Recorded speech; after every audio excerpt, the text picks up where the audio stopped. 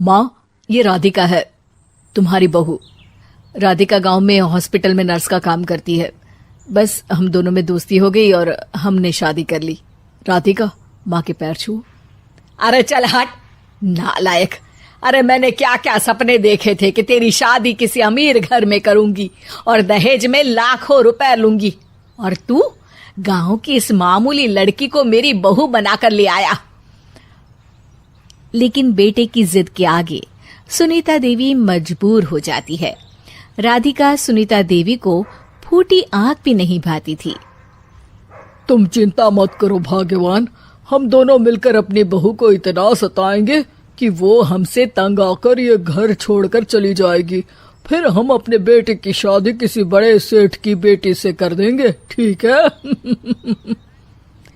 अगले दिन सुनीता देवी अपने बेटे का कमरा साफ कर रही होती है। तभी बहू के सामान में उसे एक बड़ी बड़ी मूंछों वाले आदमी की तस्वीर दिखाई देती है और उसके कंधे पर एक बड़ी सी बंदूक टंगी होती है। तस्वीर के नीचे लिखा होता है डाकू मंगल सिंह। ये किसकी तस्वीर है बहू? ये मेरे पिताजी की तस्वीर है। बस फिर क्या था। ये सुनते ही सुनीता देवी के हाथ पैर कांपने लगते हैं। वो भागती हुई सीधा अपने पति के कमरे में जाती है। अरे गजब हो गया जी, गजब। अरे क्या हो गया भाग्यवान? हमारी बहू एक मशहूर डाकू मंगल सिंह की बेटी है। हे भगवान, अब क्या होगा? क्या कहा? डाकू मंगल सिंह? अरे मर गए रे। सुना है वो तो बड़ा ही खतरनाक डाकू है, मारता ज्यादा है गिनता कम है। लोग पुलिस वाले भी उसके नाम से कांपते हैं। अरे सुना है वो तो हर हफ्ते 2-4 लोगों का ऊपर का टिकट कटवा ही देता है।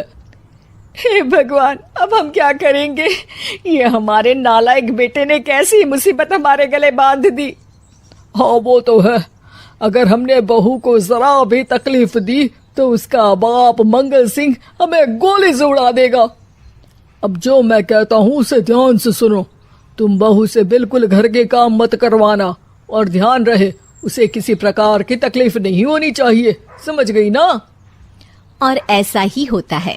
अगले दिन सुनीता देवी रसोई में खाना बना रही होती है कि तभी, ये क्या माँ जी, मेरे रहते आप खाना बना रही हैं? चलिए हटिए, मैं खाना बना देती हूँ। अरे नहीं नहीं बहू, तू यहाँ क्यों आ गई? जा, तू अपने कमरे में जाकर आराम कर, मैं खाना बना लूंगी।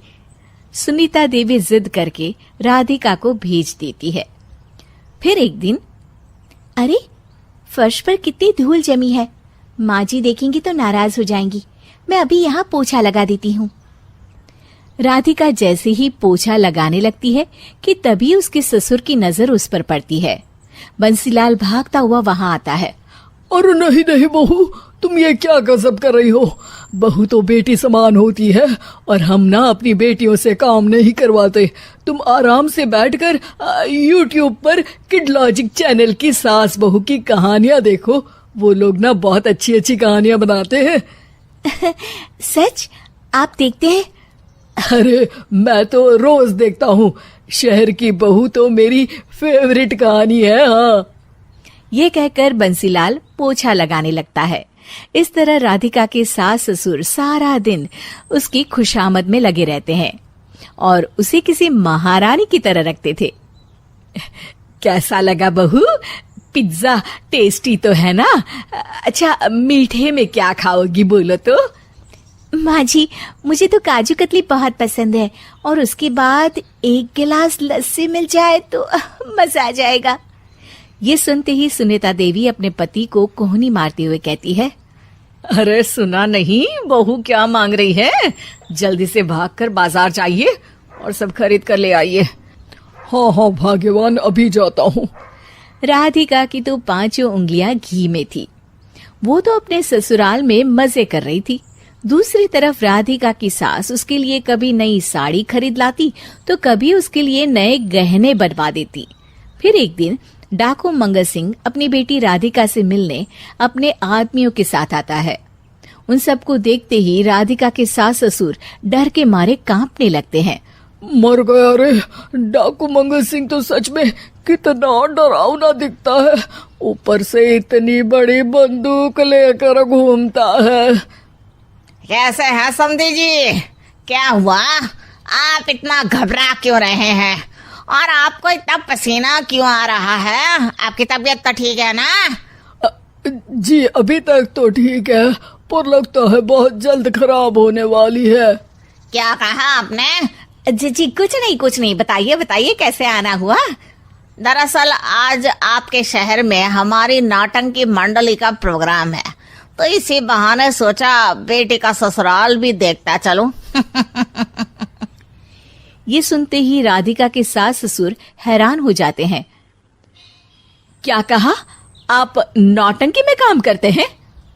हाँ माँ जी, पिताजी डाकू की एक्टिंग बहुत अच्छी करते हैं, उन्हें तो कई अवार्ड भी मिल चुके हैं। और ये बंदूक, ये तो असली लगती है।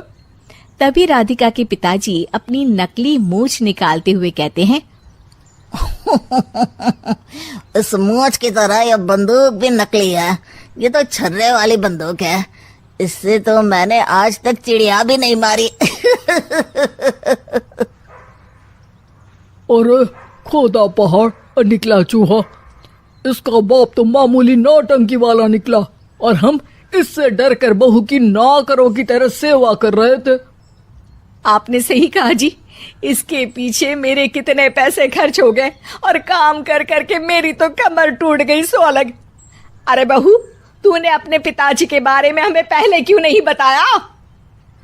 राधिका मुस्कुराते हुए कहती है, आपने तो कभी पूछा ही नहीं ना माँ जी।